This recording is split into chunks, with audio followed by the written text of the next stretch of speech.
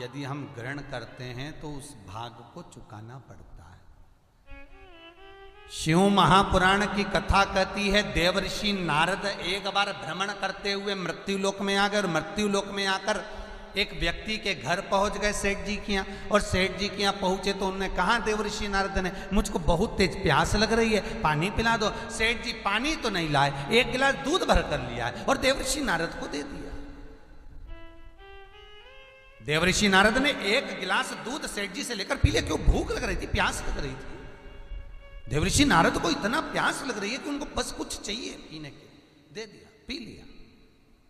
सेठ जी के यहां से देवर्षि नारद चले गए, और देवर्षि नारद जब सेठ जी के यहां से गए भगवान विष्णु के पास में पहुंचे। भगवान विष्णु के यहां गए, वहां से भ्रमण करते हुए भगवान शंकर के पास पहुंच गए। भोलेनाथ जी के पास पहुंच के जाते से बोले हर हर महादेव। शंकर जी बोले नारद जी आप आए हो? हाँ प्रभु। कैसे आना हुआ? बस भ्रमण करते हुए जा रहा था तो सोचा कैलाश हो जाऊं। शंकर भगवान बोले अब मत आना नारद जी, आपसे हाथ जोड़ के निवेदन है अब हमारे कैलाश पर अभी मत आना। क्यों प्रभु? नहीं नहीं आप हमारे यहां मत आना, आपसे हाथ जोड़ के निवेदन है। देवर्षि नारद को लगा कि मैं सारे धामों में घूम कर आया, सारे लोकों में घूम कर आया, पर किसी ने मुझे नहीं ऐसा बोला कि आप हमारे घर मत आना। देवर्षि नारद आप हमारे यहां मत आना।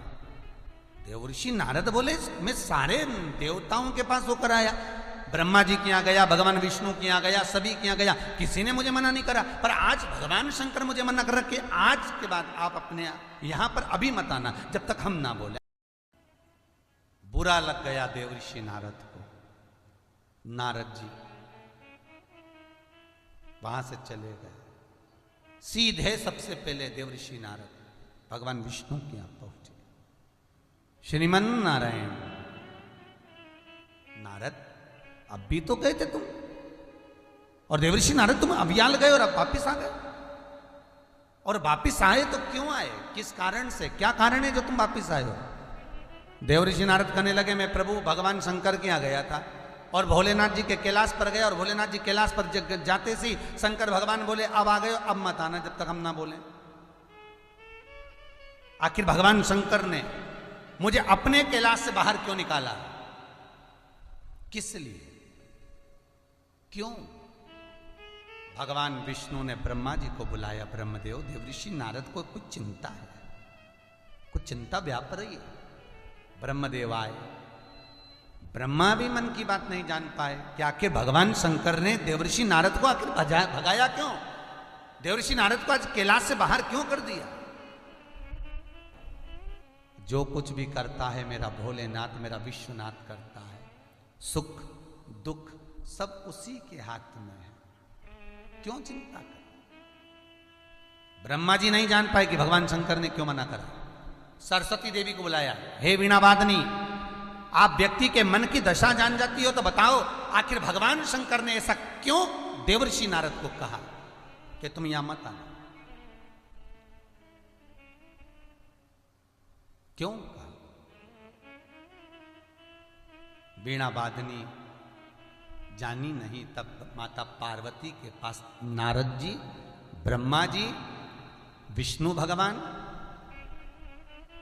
देवर्षि नारद, सरस्वती सब पार्वती के पास गए, मां जगतजननी जगदम्बा के पास। और मां जगतजननी जगदम्बा से जाकर माता सरस्वती ने कहा जी हे मां जगतजननी जगदम्बा, जगत का उद्धार करने वाली जगत धात्री मां दुर्गा, हे मां शारदा, हे भवानी मैया, हे जगत धात्री मां अम्बे, ये तो बताओ आप भगवान शंकर के मनोदशा को जानती हो क्योंकि आप उनके मन में निवास करती हो।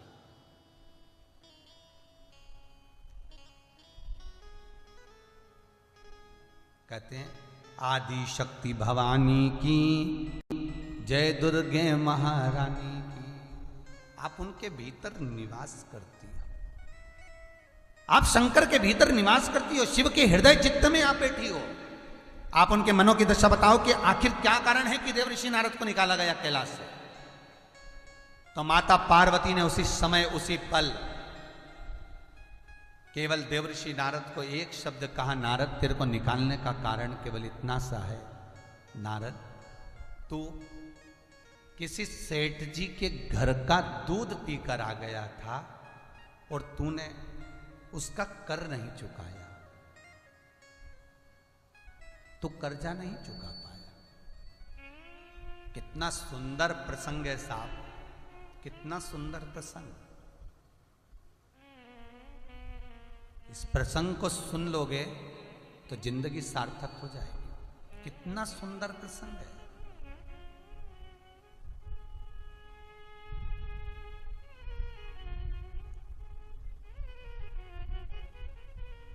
वेश्या के घर का अन्न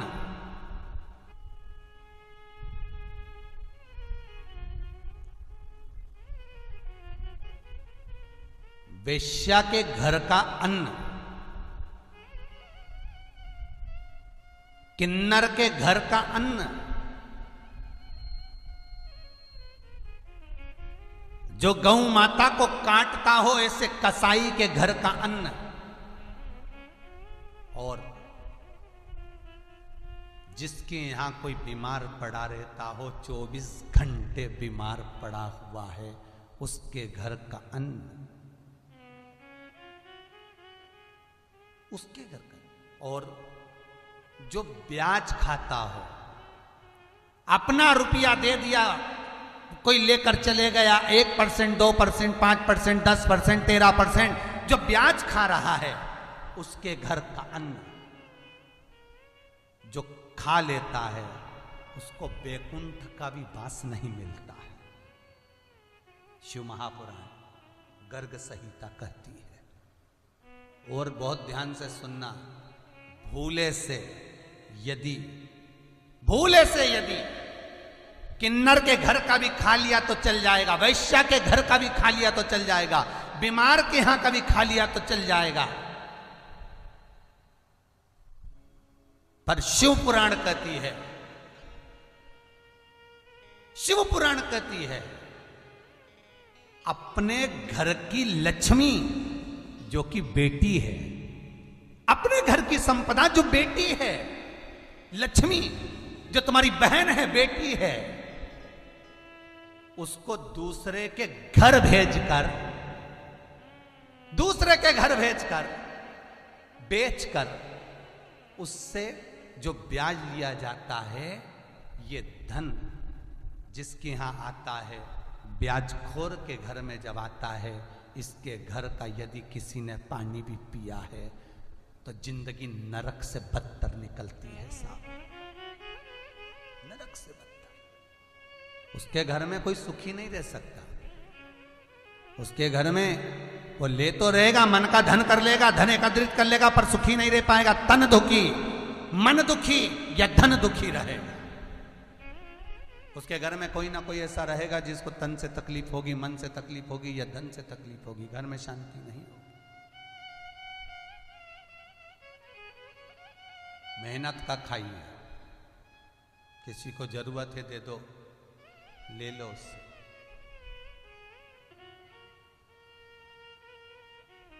कहां जाओगे?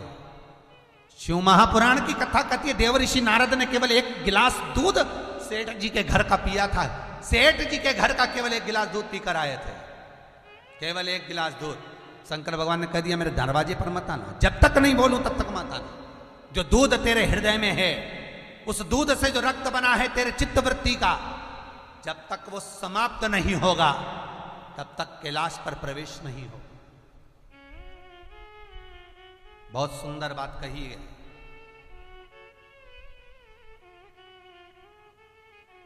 खाने में झूठे किए हुए हाथ को, खाने में झूठे किए हुए हाथ को, पर कमाई में झूठे किए हुए हाथ को पानी से नहीं धो सकते।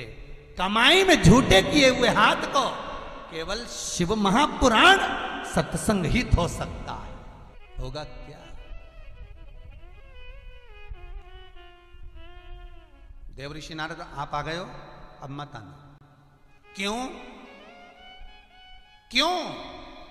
पार्वती से पूछा गया आखिर शंकर ने मना क्यों करा? क्योंकि शंकर भगवान ने इसलिए मना करा कि तू सेठ जी के घर का दूध पी कर आ गया और उसका कर्जा नहीं चुका कर आया। मेरा निवेदन है, अगर किसी व्यक्ति ने आपको 2-4 लाख रुपए दे दिए हैं, किसी व्यक्ति ने 2-5 हजार बार जन्म फिर मरण। एक कथा आपको सुनाई थी। एक सेठ जी थे, सबको उधार पैसा देते थे, सबको उधार ले जाओ, पर लिखवाते थे या जन्म में दोगे कि अगले जन्म में दोगे। जो चतुर होता था वो कहता था हम इसी जन्म में दे देंगे। जिसकी खाने की नियत होती थी वो कह देता था अगले जन्म में देंगे। सबको उधार देते। एक चोर के मन में आया कि बताओ सेठ जी के पास इतना धन है कि सबको उधार दे रहे हैं, तो एक काम करता हूं कि जाके सेठ जी की तिजोरी देख लेता हूं और सेठ जी की तिजोरी देख लूंगा, उधार पैसा लाऊंगा, तिजोरी का माल भी देख लूंगा। चोर गया सेठ जी बोले बोलो क्या बात है? सेठ जी मेरी बेटी की शादी है, ले जाओ उधार। कितना चाहिए? 20,000 रुपये। ले जा। ये जन्म में देगा कि अगले जन्म में देगा? ये नहीं पूछा कि ये साल देगा कि अगले साल देगा, ये जन्म में देगा कि अगले जन्म में देगा? सेठ जी अगले जन्म में दूंगा। लिखवा लो, सिग्नेचर करवा लो, अंगूठा लगवा लो, दे दिया, ले जा। ले गया। रात को आया चोरी करने के लिए, क्योंकि तिजोरी देख ली थी किसमें से माल निकल रहा। तिजोरी देखने के लिए देखकर चले गया, चोरी करने रात को आया। जहां पर सेठ जी की भैंस बनती थी उस जगह पर आकर छुप गया। सेठ जी जाएंगे, मैं तिजोरी उठाकर ले जाऊंगा। सेठ जी रात को गए। 1-1:30 बजे रात को ये सेठ जी के घर में जाने लगा। भैंस आपस में बात करने लगी। एक भैंस ने दूसरी भैंस से कहा, जीजी एक बात समझ में नहीं आता, हम सेठ जी की यहाँ इतने साल से दूध दे रही हैं, क्यों दे रही? कोई बोली 4 साल से, कोई बोली भैंस की 6 साल से दूध दे रही हूँ, कोई के 3 साल से दूध दे रही हूँ, कोई के 8 साल हो गए मुझे सेठ जी के यहाँ दूध देते देते। भैंस आपस में बात कर रही थी। एक बूढ़ी भैंस बोली, ये सेठ बड़ा चतुर है, ये सेठ बड़ा चतुर है, सबको उधार पैसा देता है और पूछ लेता है कि या जन्म में दोगे कि अगले जन्म में दोगे। जो उसी जन्म में चुका कर आ जाता है तो मुक्त हो जाता है, मुक्त हो गया। और जो चुका कर नहीं आता, जो देकर नहीं आता, अगले जन्म में हमारे जैसा भैंस बनकर निचोड़ निचोड़ कर दूध के रूप में कर्जा चुकाना पड़ता है। ये जितनी भी भैंसे तुमको नजर आ जाए, जितनी भी भैंसे आपको दिख जाए, और भैंसे जब दूध दे रही हो तो अंदाजा लगा कर बैठना कि ये दूध क्यों दे रही है। दूसरे के खूंटे से बंधी थी ये भैंस, दूसरे के दरवाजे पर बंधी थी ये गाय, ये भैंस दूसरे के दरवाजे पर खरीद कर तुम्हारे यहां आ गई और तुम्हारे यहां पर आकर दूध दे रही है। क्यों दे रही है?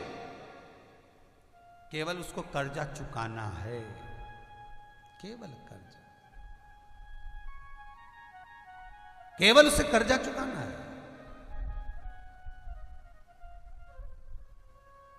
निवेदन है, शिव महापुराण की विद्येश्वर संहिता कहती है, कर्जा चुकाने के लिए तो भगवान शंकर, भगवान विष्णु, ब्रह्मा भी पृथ्वी पर तुम्हारे कई जन्म करवा देते हैं कि जाओ मृत्यु लोक में जाकर कर्जा चुकाओ, जाओ। किसी का लेकर मत मरना।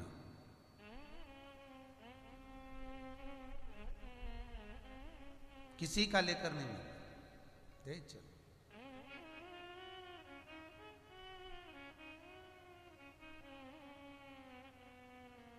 फिर जन्म लेना पड़ेगा, भोगना पड़ेगा, देना पड़ेगा। देवऋषि नारद,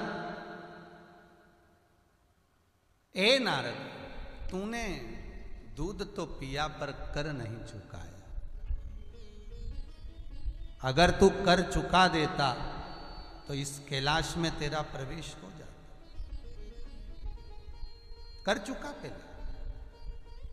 देव ऋषि नारद कहते मेरा हित था, आज अगर शंकर मुझे अपने कैलाश से नहीं निकालते तो मुझे ये कर्ज मुक्ति का भाव कहां से प्रकट हो, और ना जाने मैं कितनी बार कर्ज में डूब जाता और मुझे बैकुंठ नहीं मिल पाता, मुझे बैकुंठ अधिपति के दर्शन नहीं हो पाते। हुआ कई बार टीचर बच्चे को मारते हैं तो उसमें टीचर का हित नहीं होता, उसमें बच्चे का हित होता है। बच्चे का हित। कोई डांट रहा है तो उसमें बच्चे का हित है, बच्चे का हित। महाराज भगवान विष्णु से देव ऋषि नारद कह रहे हैं आज मेरा हित मेरे भोलेनाथ ने कर दिया। तेरे दरबार की बाबा निराली शान देखी है। आज देव ऋषि नारद को यही फल हुआ। तुझे देते नहीं देखा झोली भरी देखी है। आज देव ऋषि नारद को यह भाव प्रकट हो रहा है कि मेरे ऊपर कितनी कृपा करी मेरे परमपिता ने, मेरे ऊपर कितनी कृपा करी देवों के देव महादेव ने, देवों का देव महादेव कितनी कृपा कर रहा है मेरे ऊपर। इतनी कृपा, इतनी दया। ये करुणा नहीं तो और क्या है, ये दया नहीं तो और क्या है, ये उसी की कृपा है। आज मैं बंधन से मुक्त हो रहा हूं। अगर देवर्षि नारद दूध पीकर जगत में घूमते रहते तो बंधन से मुक्त नहीं होते। आज मैं बंधन से मुक्त हो रहा हूं। आज मेरा बंधन टूट रहा है, आज मेरा बंधन समाप्त हो रहा है। आज देव ऋषि नारद प्रसन्न चित्त हो रहे हैं और नाचते नाचते बंधन से मुक्त होकर देव ऋषि नारद सेठ जी के घर पर पहुंच गए। सेठ जी के घर पे देव ऋषि नारद पहुंचे और सेठ जी के घर पर देव ऋषि नारद पहुंचे। आवाज लगाई देव ऋषि नारद ने। देव ऋषि नारद आवाज लगा, श्रीमन नारायण, श्रीमन नारायण, श्रीमन नारायण। सेठ जी नहीं आए। आज लगता है कोई घर में नहीं है, आज लग रहा है कि कोई घर में नहीं है, ऐसा महसूस हो रहा है। नारद नहीं है, सेठ नहीं आए। फिर आवाज लगाई, श्रीमन नारायण, नहीं आए।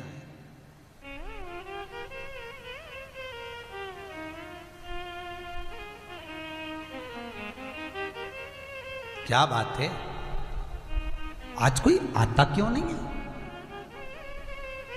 पहले तो मैंने एक बार आवाज लगाई थी और सेठ जी आ गए थे, आज तो आवाज लगा रहा हूं तो कोई आता ही नहीं है।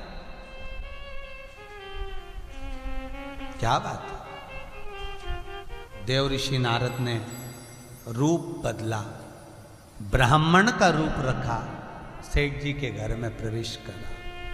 हर किसी के घर में कोई प्रवेश नहीं करता, ब्राह्मण का रूप रखकर देव ऋषि नारद प्रवेश कर गए।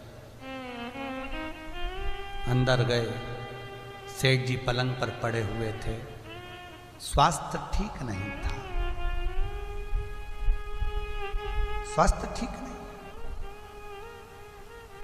देव ऋषि नारद ने सेठ जी को राम राम कही। हर हर महादेव, जय विश्वनाथ, जय जगन्नाथ, हर हर। सेठ जी तुम्हारा स्वास्थ्य ठीक नहीं है? हाँ पर ब्राह्मण देव, विप्रदेव, ब्राह्मण देव, मेरा स्वास्थ्य ठीक नहीं है। ओहो, देवर्षि नारद ने हाथ लगा कर देखा तो शरीर ठीक नहीं है। कहाँ भी आया, देवर्षि नारद दौड़ कर गए, भगवान विष्णु के पास पहुंचे। जिसके यहां कर्जा चुकाने गया था वो तो बीमार पड़ा हुआ है। भगवान विष्णु कह रहे हैं केवल 20 मिनट बचे हैं, 20 मिनट बाद मर जाएगा, कर्जा चुकाना हो तभी चुका ले। 20 मिनट बाद सेठ के प्राण छूट जाएंगे।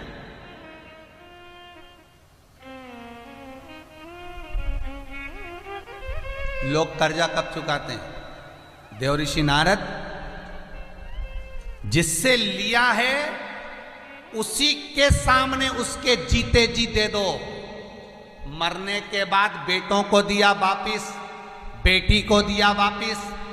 जिससे लिया था वो तो चले गया और उसके बाद उसके परिवार को दोगे तो वो सुख नहीं मिल सकता, वो आनंद नहीं मिल सकता। जिसका लिया हाथ की याद दे उसके सामने।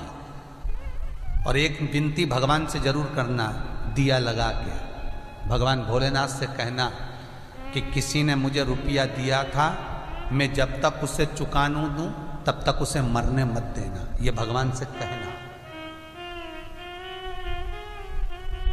तो तुम्हारे कहने से एक तो उसकी उम्र बढ़ जाएगी बेचारे की, मर भी दिया होगा तो शंकर जी से विनती करो, और उम्र भी बढ़ जाएगी और दूसरा तेरे पास धन भी आएगा। और भगवान बंधन में पड़ जाएगा कि जब तक इसके पास धन नहीं दूंगा और ये कर्जा चुकाएगा नहीं तब तक उसे मरने नहीं देगा। भगवान से एक विनती जरूर करना। देवर्षि नारद भगवान विष्णु के पास गए, प्रभु 20 मिनट नहीं, थोड़ा समय दीजिए, मैं कर्जा चुका दूं, फिर भले मर जाए, कर्जा तो चुकाऊं मैं। भगवान विष्णु बोले ये तो नहीं हो सकता। उसकी अंतिम श्वास 21,600 श्वास जो मनुष्य के शरीर से प्रतिदिन निकलती है, इस तारीख को, इस तिथि को, इस दिन, इस बार को इतनी बजे श्वास रुक जाएगी। आप हो, हम हो, कोई भी हो, सबकी तारीख वहां लिखी है। वहां पर सबकी तारीख लिखी है, सबकी तारीख। कौन कौन सी बीमारी से मरेगा,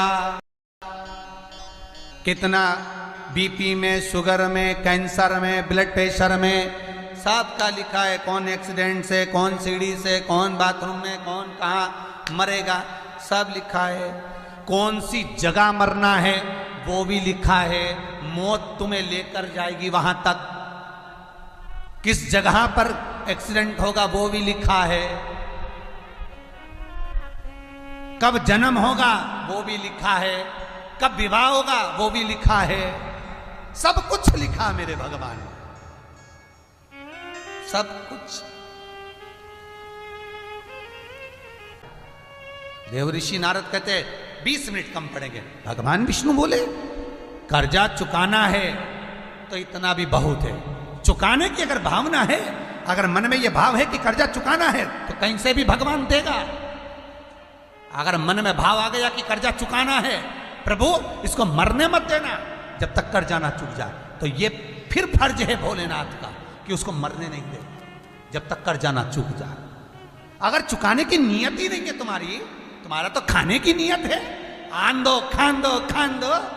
अरे शिव महापुराण की कथा कहती है, अगर किसी श्वान का, किसी श्वान, श्वान मतलब कुत्ता, कुत्ते का यदि कोई भाग मरने पर सड़ता है, सड़ने के बाद जो उसमें कीड़े पड़ते हैं, वो कीड़े निकलते हैं, उसका जन्म होता है।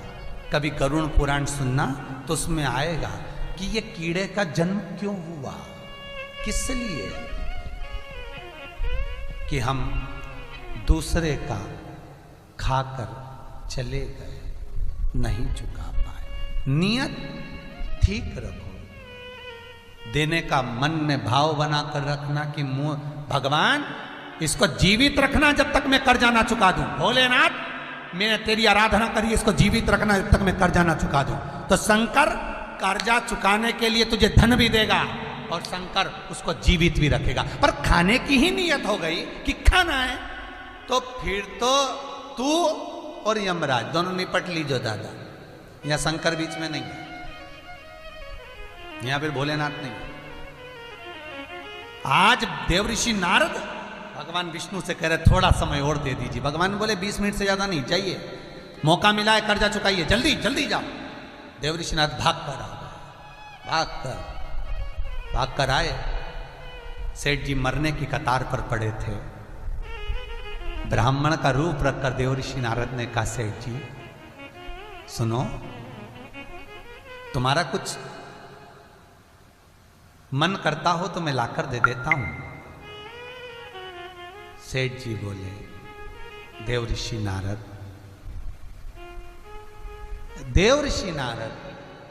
बस मेरी एक इच्छा है। देवऋषि नारद, ए ब्राह्मण देवता, बस मेरा एक मन है, एक मन। क्या? मन मेरा इतना सा है कि जब मैं अपने प्राणों को त्यागूं उससे प्रथम मुझे शंकर का दर्शन हो जाए। देवऋषि नारद का तो माथा ठनक गया। कुछ खाने पीने का मांग लेता, मरने से पहले गंगा जल मांग लेता तो चल जाता, तुलसी का दल मांग लेता तो चल जाता, शमी का पत्र मांगता चल जाता, बेलपत्र मांगता चल जाता। अब वो महाकाल को कहां से लाऊं? देवाधिदेव शंभु शिव को कहां से लेकर आऊं? अगर ये कुछ खाने पीने की वस्तु मांगे तो चल जाए, पर ये तो कह रहा है कि मेरी अंतिम इच्छा यही है कि मैं मरूं तो उससे पहले शंकर का दर्शन कर लूं, भोलेनाथ का दर्शन।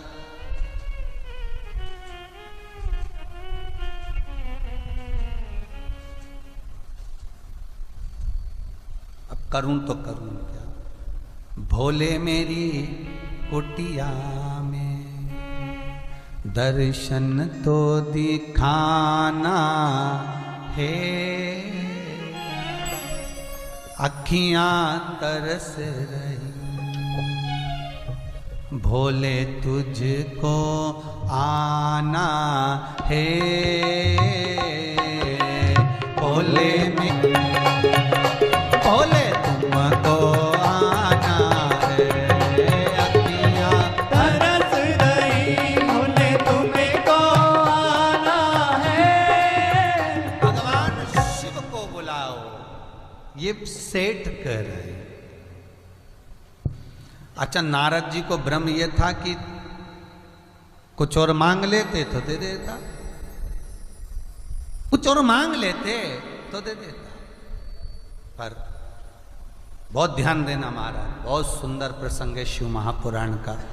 शायद जिंदगी में ये प्रसंग आपने सुना ना सुना पता नहीं। कभी शिव महापुराण में आपने कहीं सुना हो ना सुना हो, भागवत में सुना हो ना सुना हो, पर श्री लिंग पुराण का, नर्मदा पुराण का ये प्रसंग बहुत सुंदर। जो ये राजूरे परिवार कथा करवा रहा है लातूर में बैठा हुआ ऑनलाइन, इनका मन का भाव भी यही था कि शिवलिंग शिव महापुराण सुनना है, शिवलिंग का महत्व। और वही शिवलिंग का प्रसंग चल रहा है कि कौन सा शिवलिंग कहाँ से प्रकट होता है, क्या प्रसंग में, वही प्रसंग में ये कथा चल रही है। वही नर्मदेश्वर महादेव के शिवलिंग के प्रसंग में मन का भाव शिव कुछ और मांग ले तो मैं दे देता। अब वो तो कहे कि मुझे आखिरी क्षण में शंकर जी का दर्शन करना है मरने से पहले, होना चाहिए। कर्जा लेने वाला और कर्जा देने वाला, जब व्यक्ति के पास में कुछ भी नहीं है, 1 रुपया भी नहीं है देने के लिए, तो शिव महापुराण की कथा कहती है दोनों के आपस में बैठकर मुलाकात कर कर बात कर कर ये सब चिंता से मुक्त होना चाहिए कि मेरे पास में 1 लाख तुझे देना था, नहीं है इतना, 75,000 रुपया है भैया ले ले, हाथ जोड़कर निवेदन कर कर दे दो। आज देवर्षि नारद ब्राह्मण का रूप रखे,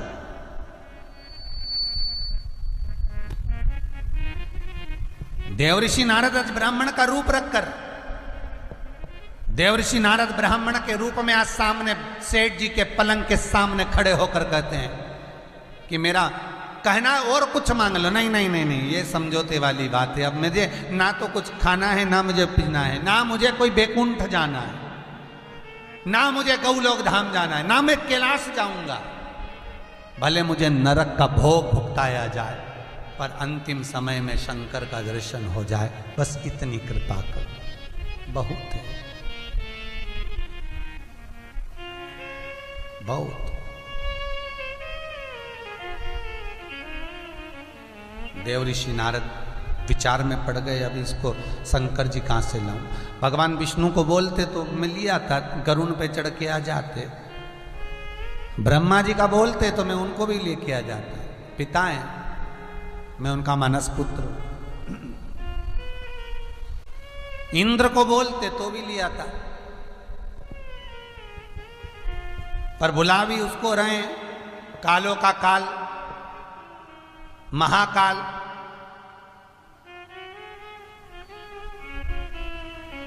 पर नारद जी को यह मालूम है कि 20 मिनट बाद मर जाएगा, और कर्जा चुकाना है तो इसने जो बोला है वो कर दो, खत्म का, ज्यादा नहीं तो थोड़ा दे दो, हो जाए। गए नारद जी, और देवऋषि नारद सीधे पहुंच गए, सीधे सीधे भगवान शंकर के यहाँ। भोलेनाथ तप की मुद्रा में लीन थे, चारों तरफ आनंद। ओम नमः शिवाय, ओम नमः शिवाय। तप की मुद्रा में लीन भूत भावन भूतेश्वर भगवान शंकर। देवऋषि नारद पहुंच गए। हर हर महादेव, हर हर महादेव, हर हर महादेव। शंकर जी उठे नहीं। माता पार्वती जल का पात्र लाकर देवऋषि नारद को दी। देवऋषि नारद ने भगवान शंकर को समर्पित करा। शिव उठे नहीं। आखिरी में देवऋषि नारद भगवान शंकर से विनय कर दिए, भोलेनाथ आप ही ने दर्द दिया है, आप ही दवा देना। कर्जे से अवगत आपने कराया है, ये बताया कि मैं कर्जे में हूं, तो उस कर्जे को चुकाने के लिए आपको चलना पड़ेगा भोलेनाथ। चलिए, देखो फिर निवेदन करता हूं, फिर निवेदन कर रहा हूं। रोग से मुक्ति अगर देगा तो महामृत्युंजय देगा शिव, कर्जे से मुक्ति देगा तो शंकर देगा। व्यापार संपदा में धन भी देगा तो शिव ही देगा। जो नारायण को लक्ष्मी दे सकते हैं, चोर को कुबेर बना सकते हैं, वो देगा। क्यों ना उसको पकड़ा जाए। भोलेनाथ, दिल की बात जब देवऋषि नारद ने शंकर जी को कही, शिव उठे। नारद तुम यहां, मैंने मना करा था ना मैं यहां पर मत आना, फिर क्यों आए? किस लिए आए हो?